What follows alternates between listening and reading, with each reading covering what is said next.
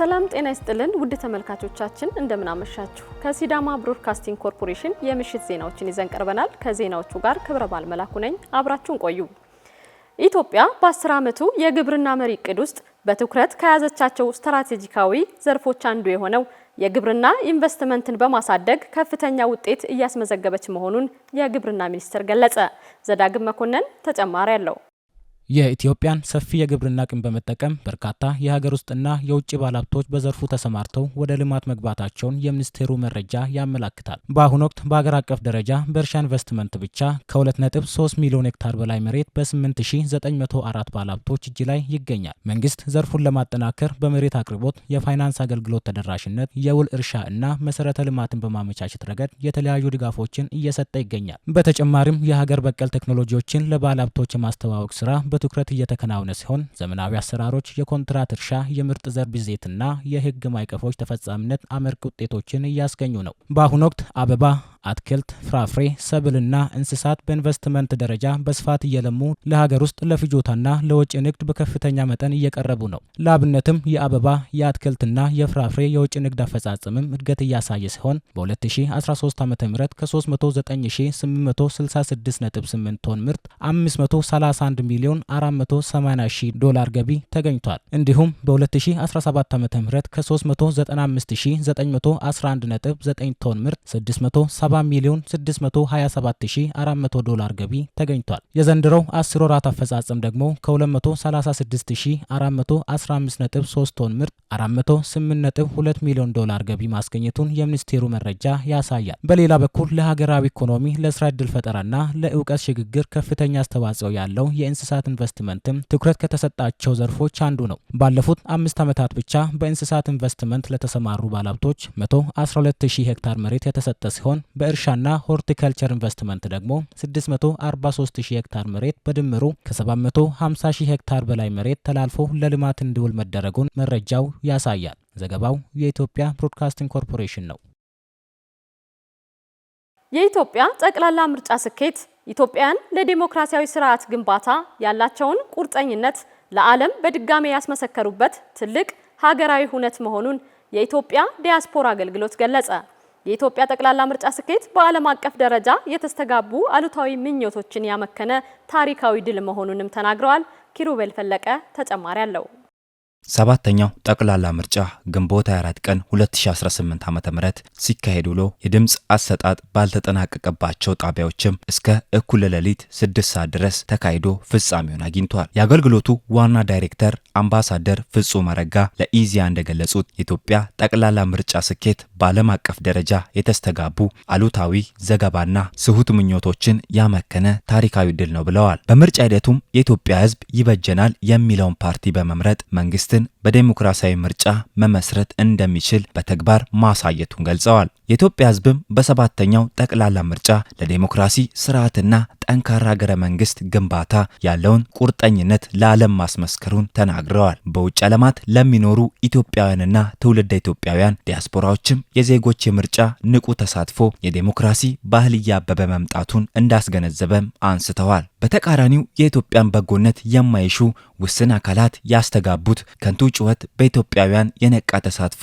መምከኑን አስረድተዋል። የኢትዮጵያ የዴሞክራሲ ስርዓት ግንባታ በውጭ ሀገራትና የዴሞክራሲ ልምምድ በጎለበተባቸው ሀገራት የሚኖሩ ዲያስፖሮች ጥያቄ ጭምር እንደነበር አንስተዋል። በሰባተኛው ጠቅላላ ምርጫ የታየው የኢትዮጵያውያን ንቁ ተሳትፎ የዴሞክራሲ ስርዓት ባህል ግንባታና ልምምድን ዲያስፖራው ማህበረሰብ በአወንታ እንደሚመለከተው ጠቅሰዋል። በምርጫው ተሳትፎ ህዝቡ ለሀገር ግንባታና ሁለንተናዊ እድገት ያለውን ተነሳሽነትና ቁርጠኝነት ለዓለም ህዝብ በተግባር ማሳየቱን አብራርተዋል። በውጭ ዓለማት የሚኖሩ ኢትዮጵያውያንና ትውልደ ኢትዮጵያውያን የሀገራቸውን ብዝሃ የእድገት ተስፋ በመመልከትና በመጎብኘት የተፈጠረው የኢንቨስትመንት አማራጮች እንዲሳተፉ ጥሪ አቅርበዋል።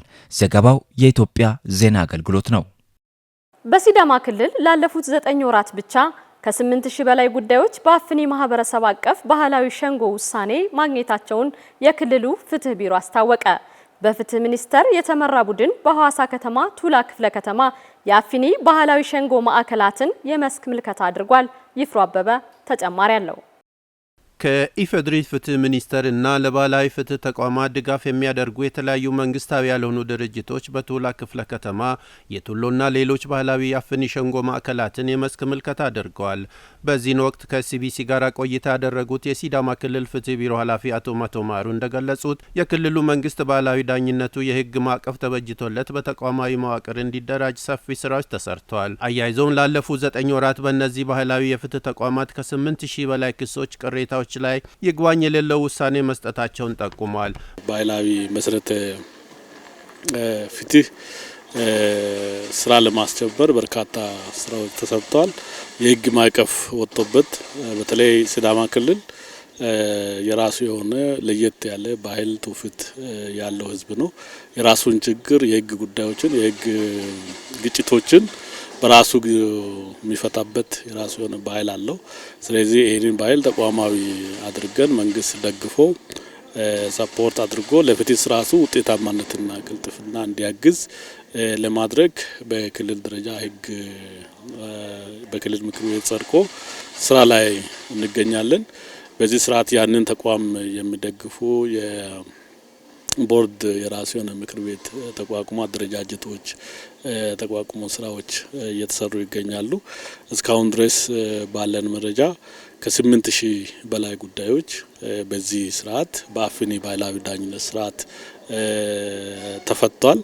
በጣም በሚገርም ሁኔታ በእነዚህ የተፈቱ ጉዳዮች ይግባኝ ሳይባል ማለት ነው ወዲያው የተቋጩና ባለጉዳዩ ወይም ማህበረሰቡ እዛው ባለበት ቀበሌ ፍትህ እንዲያገኝ ያደረገ ስራ ነው። በዚህ መሰረት ባህላዊ የፍትህ ተቋማት እያበረከቱ በሚገኘው አስተዋጽኦ የተነሳ በመደበኛ የፍትህ ተቋማት የክስ መዝገቦች ክምችትና የስራ ጫና ከመቀነሱ በተጨማሪ ማህበረሰቡ በአካባቢው ሆኖ ተደራሽና ቀልጣፋ ፍትህ እያገኘ በመሆኑ ባህላዊ ተቋማቱ የበለጠ እንዲጎለብቱ የተቀናጀ ድጋፍ እንደሚደረግ አስታውቋል።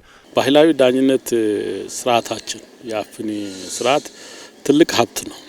ትልቅ በዓለም ላይ ካሉ ሀብቶች ከመደበኛ ፍትህ ስርዓቱ በተሻለ ሁኔታ ለማህበረሰብ ቅርብ የሆነ ጉዳይ ነው። ሁለተኛ ደግሞ እውነትን ለማፈላለግ ከመደበኛ ፍትህ ስርዓት የተሻለ አማራጭ ያለው እንትን ነው። እውነት ፍለጋ በተለይ በሲዳማ ውስጥ ሀላሌ ላይ ያለው አስተሳሰብ በጣም ትልቅ ነው።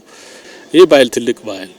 የመንግስት አካላትም የማህበረሰብ አካላትን እዚህ አካባቢ የሚሰሩ ድርጅቶችን በዚህ ጉዳይ ላይ መረባረብ አለባቸው ብዬ አስባለሁ። በፍትህ ሚኒስቴር የስትራቴጂክ ጉዳዮች ዳይሬክተር ኖህ ታከለ በበኩላቸው የመስክ ምልከታው ምን ላይ እንደሚያተኩር በመግለጽ ባህላዊ የፍትህ ተቋማት በተደረገላቸው ድጋፍ መሰረት ውጤታማ ስራ እያከናወኑ እንደሚገኙ ከመስክ ምልከታው መታዘብ መቻላቸውን አስረድተዋል። ዛሬ የመጣ ነው ይሄ ድጋፍ በምን መልኩ እየተተገበረ ነው፣ ምን አይነት ውጤት አምጥቷል፣ ምን አይነት ችግሮች ይታዩበታል፣ ወደፊት ሌሎች ለጋሽ አካላትም ሆኑ እነዚህ በዚህ ድጋፍ ላይ የተሳተፉት በምን መልኩ ነው እነዚህን ስራዎች በማስፋፋት በመደገፍ ሊቀጥሉ የሚችሉት የሚለውን ጉዳይ ለማየት መሬት ላይ ያለውንም ሁኔታ ለመገምገም እየተመጣ ነው። በዚህ መሰረት ከዚህ በፊት ኢንቨስት ያደረጉበት ጉዳይ ውጤት እያመጣ ስለመሆኑ ማህበረሰቡ ከነዚህ ማዕከላት እየተጠቀመ ስለመሆኑ የተሰጡት ንብረቶች በአግባቡ ስራ ላይ እየዋሉና ለተባለለት ዓላማ ብቻ ተግባራዊ የሆኑ ስለመሆናቸው ታይቷል። እነዚህ ለጋሽ አካላት ይሄን ካዩ በኋላ ወደፊት ይሄን ድጋፍ ለመቀጠል ለማስፋፋት የሚያስችላቸውን ግብዓት አግኝቷል። ስለዚህ በዛ መሰረት የታለመለት ዓላማ ያሳካ መሆኑ ተረጋግጧል። ተቋማቱ ተግባሮቻቸውን አጠናክረው እንዲቀጥሉና ያሉባቸውን ክፍተትና ችግሮችን በመለየት በክልሉና ፍትህ ሚኒስቴር ከፖለቲካ ቁርጠኝነት ጀምሮ የተለያዩ ድጋፎችን ማድረግ እንደሚጠበቅባቸው አመላክተዋል። በቱሎ አፍኒ ባህላዊ ሸንጎ በጻፍነት እያገለገሉ የሚገኙት አቶ ሙሉጌታ ሀለው በባህላዊ ሸንጎ የሚሰጠውን ፍትሐዊ ውሳኔ በጽሁፍ መያዝና ሰንዶ ማስቀመጥ ብዙ ጠቀሜታ እንዳለው ተናግሯል።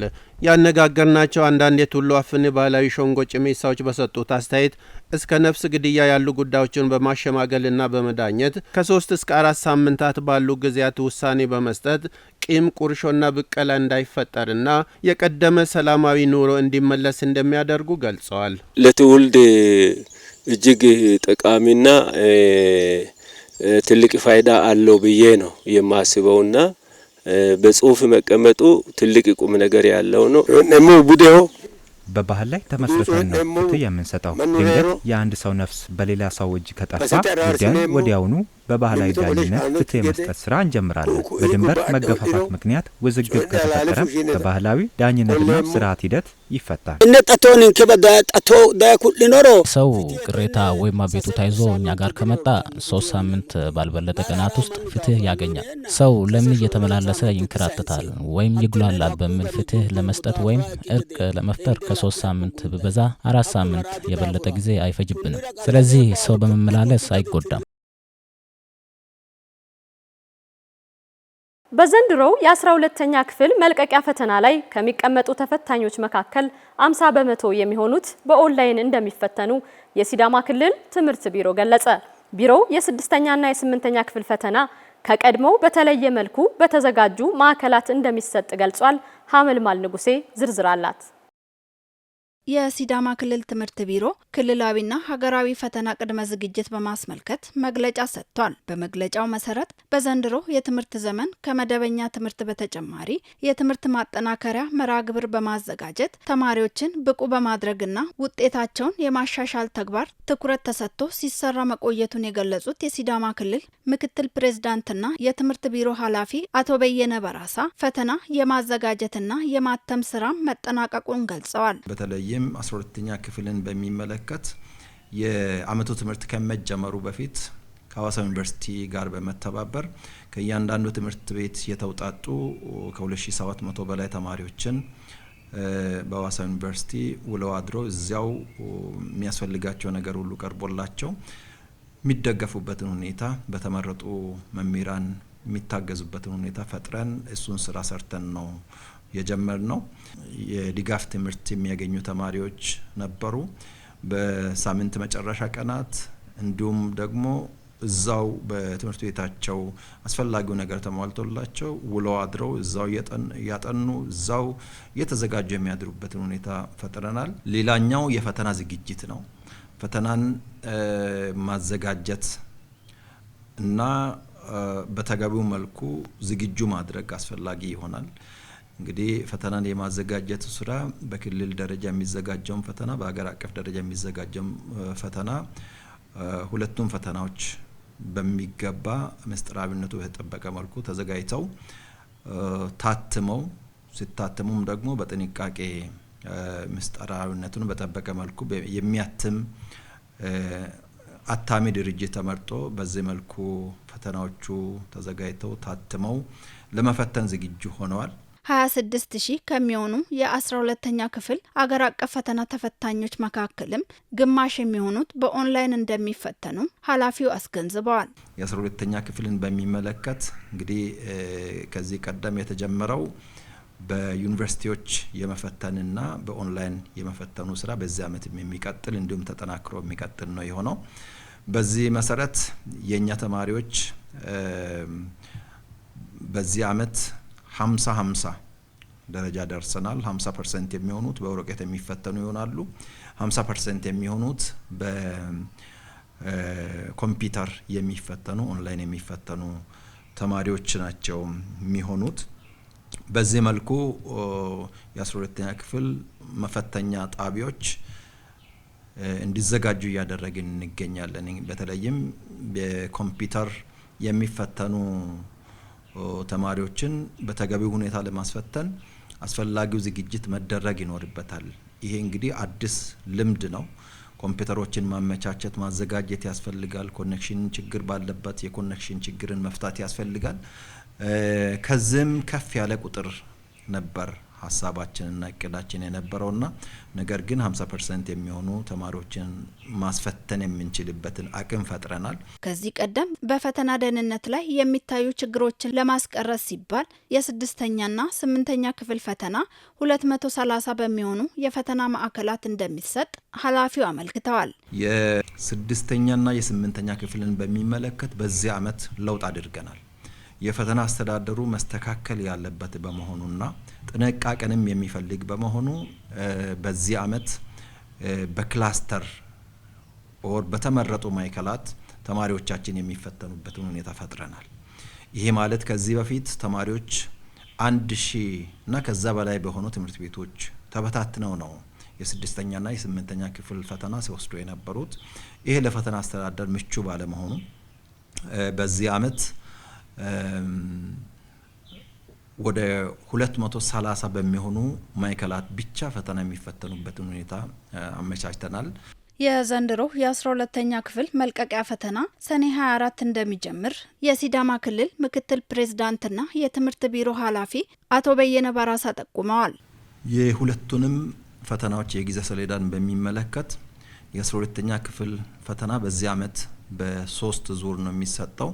የመጀመሪያው የፈተና ቀን ሰኔ 24 ነው። ከሰኔ 24 ጀምሮ እስከ ሐምሌ 17 ይቀጥላል ተብሎ ነው የሚታሰበው። አቅመ ደካሞችንና የድንገተኛ አደጋ ተጎጂዎችን በራስ አቅም ለመደገፍ የሚሆን አቅም ለመፍጠር በልዩ ትኩረት እየተሰራ መሆኑን የሲዳማ ክልል አደጋ ስጋት ስራ አመራርና እርዳታ ማሰባሰብ ኮሚሽን ገለጸ። ብሩክታዊት ብርሃኑ ተጨማሪ አላት።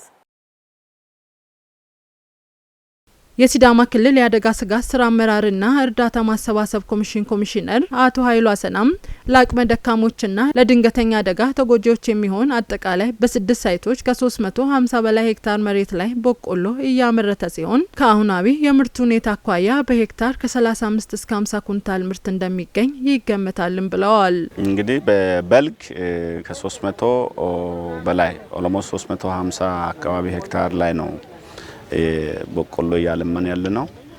ሰሜናዊ ሲዳማ ዞን ብላት ላይ 100 ሄክታር በቆሎ ይዞታውም ጥሩ ይዞታ ላይ አለ።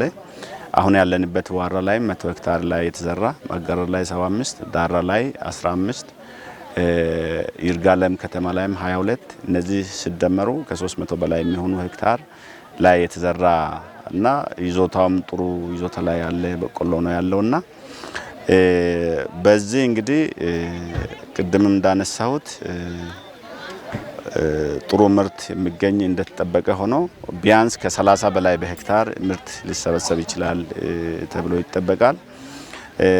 በመሰብሰቢያ ወቅት ላይ ምናልባት ከብክነት ጋር ያሉ ነገሮችንም ጭምር ሜካናይዜሽን ተጠቅመን በማሽን ለመሰብሰብም ሀሳቡ አለን። እስከዛ የጥበቃ ሁኔታ አጠናክረን ብክነቶችን ቀንሰን የተሻለ ምርት ሰብስበን ለህዝባችን በችግሩ ጊዜ ሊደርስ የሚችል ጥሩ መጠባበቂያ ምርት እንሰበስባለን ብዬ አስባለሁ። በራስ አቅም እርስ በርስ መረዳዳትን ባህል ማድረግን እንዲሁም ከጠባቂነት መንፈስ ተላቆ ሰርቶ መለወጥን ማህበረሰቡ የህይወት ልምዱ ሊያደርግ ይገባል ብለዋል። ከተሰራ ውጤት ማምጣት እንደሚቻል ያየንበት ነው። ከዚህ በፊት እንደምታውቁት ይሄ መሬት ሜዳ ነው የነበረው፣ ከብት መያያ ነው የነበረው። ሁሉም ጋር በተመሳሳይ አንዳንዱ በቦረቦር የተበላሹ መሬቶችም ጭምር ነው ብላት አካባቢ የሰራ ነውና እነዚህ መሬቶች ከዚህ በፊት ጥቅም የሚሰጡ አልነበሩም። አሁን ከተሰራ በኋላ ምርትን ማየት የቻለንበት ነው። ያውም ጥሩ ምርት ያየንበትና ከኛም አልፎ ለአካባቢው ነዋሪዎች ለአርሶ አደሮቻችን ጭምር ጥሩ ተሞክሮ ሊሆኑ የሚችሉ ነገሮችን ያየንበትና ይሄ በዚሁ ከቀጠለ ለሌላውም አካል ተሞክሮ ሊሆኑ የሚችሉ ምርትና ምርታማነትን ሊያሳድግ በሚችል መንገድ የተሰራ እህልና ጥሩ ይዞታ ላይ ያለውን ነው ያየነውና እንግዲህ ከዚህ እርሻ ኦር ከአጠቃላይ ከተሰራው እርሻ ጥሩ ለመጠባበቂያ ክምችት የሚሆን ጥሩ ምርት እንሰበስባለን ብዬ አስባለሁ። በብዙ ተግዳሮት ታልፎ በብርቱ ጥንቃቄና ዝግጅት የተሰራው ስራ ውጤት እያስገኘ ነው ያሉት የኮሚሽኑ ምክትል ኮሚሽነርና የእርዳታ ማሰባሰብ ዘርፍ ኃላፊ ወይዘሮ ዘላለም ቡጡሻም በአጠቃላይ ከዘንድሮ የበቆሎ ምርት ከባለፉት ዓመታት የተሻለ ውጤት ይጠበቃልም ብለዋል። እንደምታውቁት መጀመሪያ አካባቢ ዝናብ ቀደም ብሎ ነው የገባው። ዝናቡ ትንሽ ከመጠን በላይ ነው የሆነው። እዚህ ጨፋማ ቦታ ስለሆነ በጣም አስቸጋሪ ረግረጋማ ቦታም ስለሆነ የግድ ቦይ መቀደድ አለበት። ቦይ ካልተቀደደ ውሃ ማፋሻ ቦዮች ካልተቀደደ እንግዲህ እንደዚህ አይነት ጥሩ የሆነ በቆሎ ልናገኝ አንችልም። ያንንም በባለሙያ ታግዞ ቦዩንም በስርዓት በቴክኒካሊ ድጋፍ ታክሎበት እንደዛው ሰርተን ዛሬ እንደዚህ በአማረ ሁኔታ ያለውን ማሳ ልናገኝ ችለናል። ይህንን ስንሰራ ያገዙን አካላት ብዙ አካላቶች ናቸው። አንደኛ የክልሉ ግብርና ቢሮ አግዞናል። ቴክኒካሊ የሚያግዙን ባለሙያዎችን በመመደብ አግዞናል። ሌላው ደግሞ ዞን እንደዛውም ደግሞ ወረዳ ቀበሌ ጭምር ቀበሌ ላይ የጽህፈት ቤት ኃላፊ ነው ይሄንን እርሻ በኃላፊነት በባለቤትነት ይከታተላል። እሱም ድጋፍ ነው። ሌላኛውም ደግሞ ዞኖች በተለይ እንደምታውቁት ያረስ ነው በሜካናይዜሽን ስለሆነ ስናርስ ያው የነዳጅ እጥረት ገጥሞ ነበረ። ያንን የነዳጅ እጥረት ዞኖቹ በኃላፊነት እንደውም ለነሱ ያለውን ሪዘርቭንም ጭምር ለኛ ሰጥተውን ይሄንን ስራ እንድንሰራ ድጋፍ አድርገውልናል። በኮሚሽኑ የመጠባበቂያ ሀብት ማመንጨት ማሰባሰብና ክምችት ዳይሬክተር አቶ አማረ ሸለሞም በብርቱ ትጋትና ክትትል የተሻለ ምርት ለማግኘት እየተሰራ መሆኑን አንስተው ከስድስቱም ሳይት እስከ 32000 ኩንታል ምርት እንደሚገኝ ታስቦ እየተሰራ እንደሆነ ተናግረዋል። በሶስት ዞን ውስጥ ነው እንደዚህ አይነት ማሳ ያለው። አንደኛ ሰሜናዊ ሲዳማ ዞን ላይ ብላቴ ዙሪያ ወረዳ፣ ሁለተኛ እዚህ መካከለኛ ወይ ማዕከላዊ ሲዳማ ዞን ዳራ መጋራና ሰሜን ቀቄ ደቡብ ቀቄ ሳይት አለን። ደቡባዊ ሲዳማ ዞን ደግሞ ዳራ ላይ አንድ ሳይት አለንና በአጠቃላይ 6 ሳይት በዚህ አመት በበቆሎ ተሸፈነበት 300 ሄክታር በላይ በበልግ በበቆሎ ተሸፍኗል። ከዚህ በሁሉም ሳይት ቢያንስ 32000 ኩንታል በቆሎ ይገኛል ተብሎ ይጠበቃል። ጉብኝቱ ላይ የተሳተፉት የኮሚሽኑ ሰራተኞች እንደተናገሩትም የኮሚሽኑ ያላሰለሰ ጥረትና ትጋት ፍሬ እያፈራ እንደሆነ ተናግረዋል። በቆሎ በአሁኑ ጊዜ በጥሩ ስታንድ ላይ ነው፣ በጥሩ አቋም ላይ ነው የሚገኘው። በተፈጥሮና ሰው በሰራው ሊከሰቱ የሚችሉ አደጋዎችን በራስ አቅም መሸፈን አለበት ተብሎ እንደ ሀገርም እንደ ክልልም እየተሰራ ያለበት ስለሆነ ስለዚህ ሁሉም ሰው ከሱ የሚጠበቀውን መወጣት አለበት ያስባለሁ። መጋቢት 2 ላይ ነው ወደ ዘር ስራ የገባ ነውና ከዛን ጊዜ ጀምሮ እንግዲህ ቀደም ያልኳችሁ የጠቀስኩት ከተለያዩ ቢሮዎች የመጣ ባለሙያም የኮሚሽኑ ባለሙያም ኢቨኒፍ አመራሩ ራሱ አንድ ላይ በመሆን የመጣ ውጤት ነው።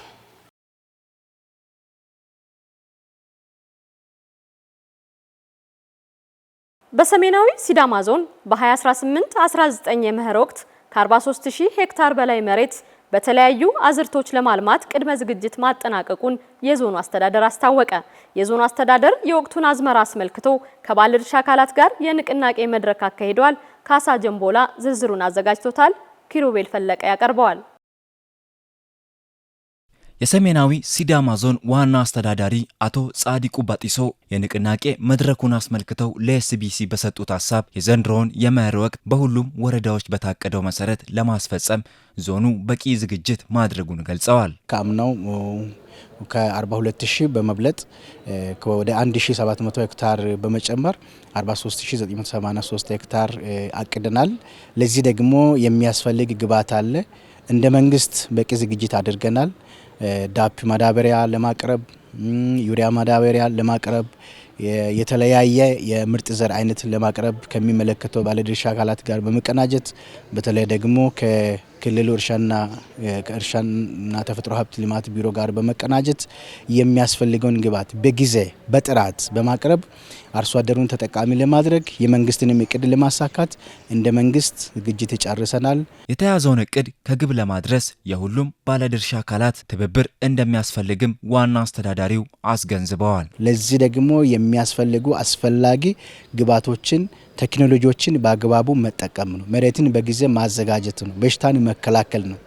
ዝናብ ሲበዛ ከማሳው ዝናብ ማውጣት የግብርና ቴክኖሎጂን በመጠቀም ሲያንስ ደግሞ የተለያዩ ስልቶችን በመጠቀም ውሃ በውስጥ ማስቀረት፣ እነዚህ ነገሮችን በአግባቡ ከተጠቀምን ያቀድነውን ማሳካት እንችላለን። የምግብ ዋስትናን በራሳችን አቅም ማሳካት እንችላለን። የዞኑ ብልጽግና ፓርቲ ቅርንጫፍ ጽህፈት ቤት ኃላፊ አቶ አበበ ይታደጉ የመኸር ወቅት እቅድን ለማሳካት እንዲያስችል ተግባሩ በአደረጃጀትና በኩታ ገጠም ስልቶች እየተተገበረ እንደሚገኝ ተናግረዋል። ሁሉ ነገር በቆሎም ጭምር በክላስተር ነው የተዘራው።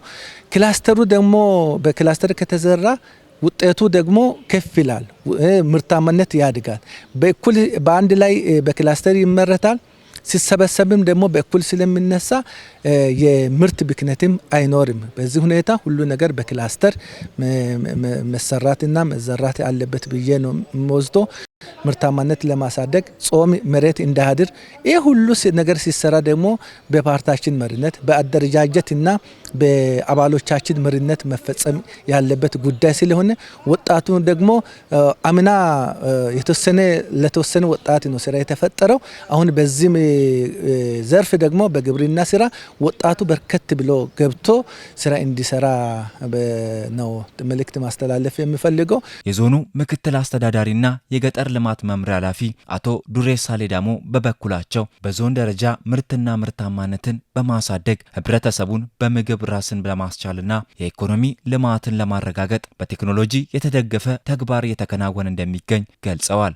ድህነትን እና ኋላ ቀርነትን ለማስቀረት ግብርናን ለማዘመን ወደ መካናይዜሽን ለመግባት በአሁኑ ሰዓት በወረዳዎች ዘንድሮ የተገዙ ትራክተሮች በወረዳ ማዕከላት ገብቷል። እነዚህን ተጠቅሞ አርሶ አደሮቻችን ከበሬ ትከሻ ከሰው ጉልበት ተላቀን ግብርናን ለማዘመን የገጠርና ግብርና ትራንስፎርም ለማድረግ ምርትና ምርታማነትን ማሳደግ እንደ አገርም እንደ ክልልም የተሰጠን ግብ አንደኛ የምግብ ዋስትናና የምግብ ሉዓላዊነትን ማረጋገጥ፣ ሁለተኛ የቴክኖሎጂ የኢንዱስትሪ ግብአት ከውጭ ኢምፖርት የምናደርገውን በአገር ውስጥ ተኪ ምርቶችን በማምረት ጥሬ ማቴሪያሎችን ለግብአትነት ማቅረብ፣ የገበያ ሙላትን እና የገበያ ኑሮ ውድነትን ለማረጋጋት ምርትና ምርታማነት ገበያ መር የሆኑ ምርቶችን በብዛት በማምረት በጥራት በማምረት ለገበያ ማቅረብና መጨረሻም በሁሉም አርሶ አደሮቻችን ከ85% በላይ በእርሻ ስራ ነው እየተዳደርን የምንገኘው። የመድረኩ ተሳታፊ የሆኑት የወረዳ አስተዳዳሪዎችና የዘርፉ ኃላፊዎች በሰጡት አስተያየትም መድረኩ የመኸር ምርታማነትን ለማሳለጥ ምቹ ሁኔታን የሚፈጥር መሆኑን ጠቅሰው በቀጣይነት ለሚከናወኑ ተግባራት በትኩረት እንደሚንቀሳቀሱም ተናግረዋል።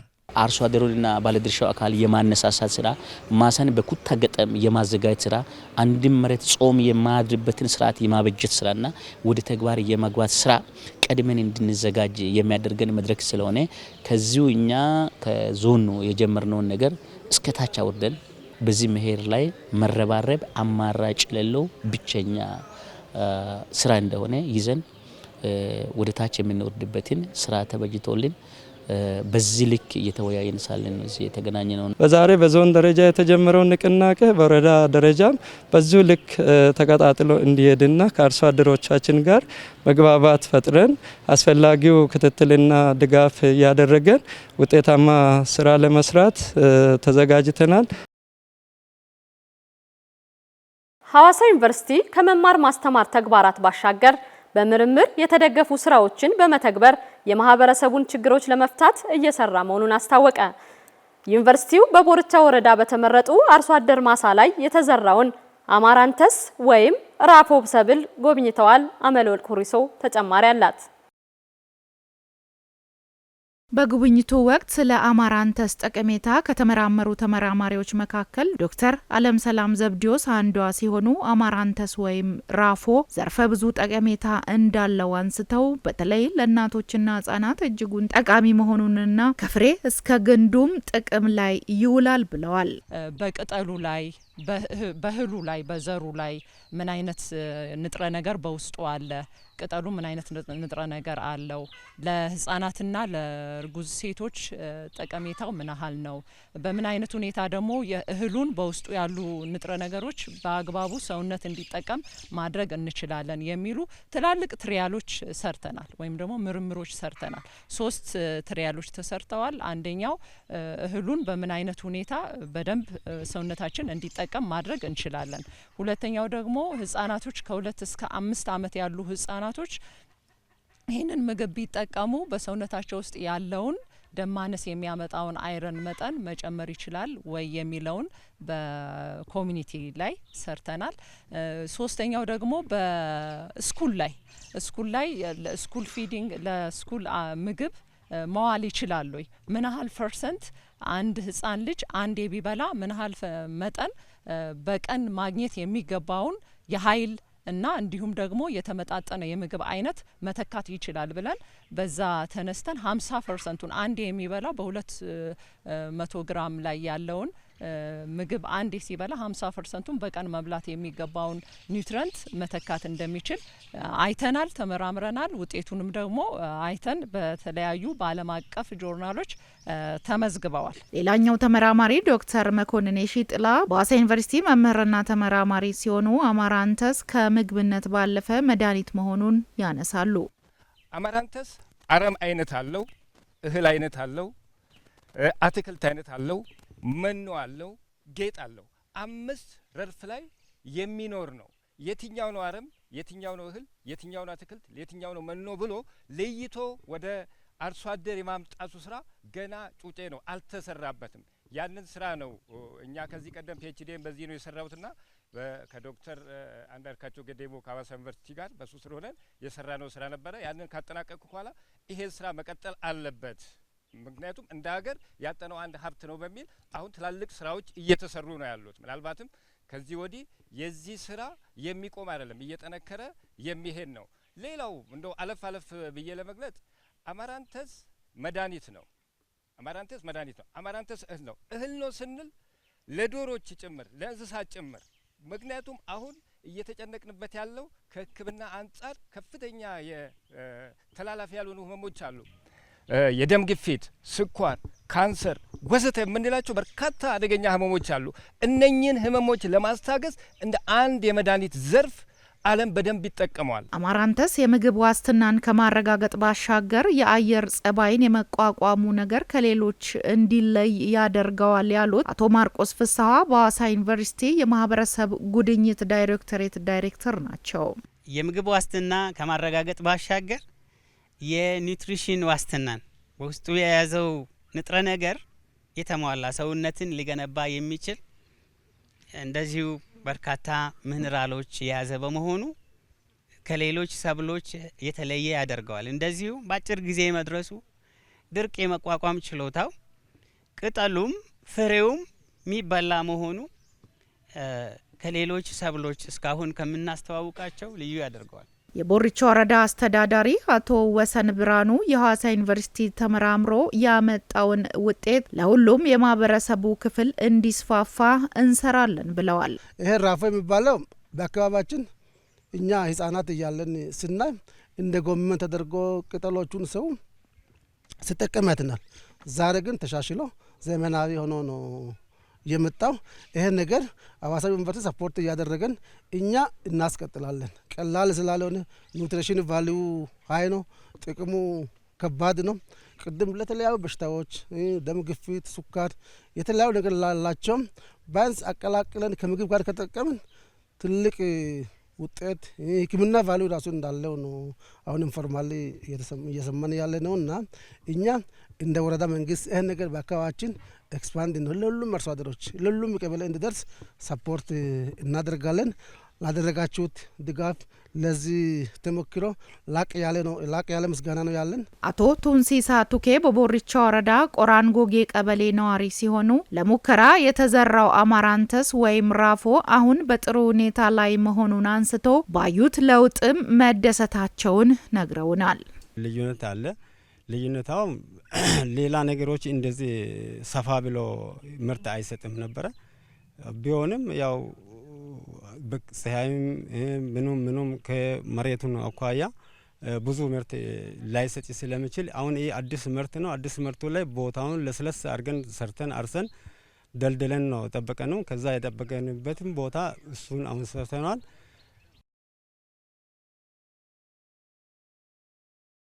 ተመልካቾቻችን አብራችሁን ስለቆያችሁ እጅግ እያመሰገንን ከሲዳማ ብሮድካስቲንግ ኮርፖሬሽን ለሰዓቱ ያዘጋጀንላችሁ ዜናዎች እነዚህን ይመስሉ ነበር። ዜናዎችን እየመራው እኔ ክብረ ባል መላኩ አብሬያችሁ ቆየው። ከቀሪ የቴሌቪዥን ፕሮግራሞች ጋር መልካም ቆይታ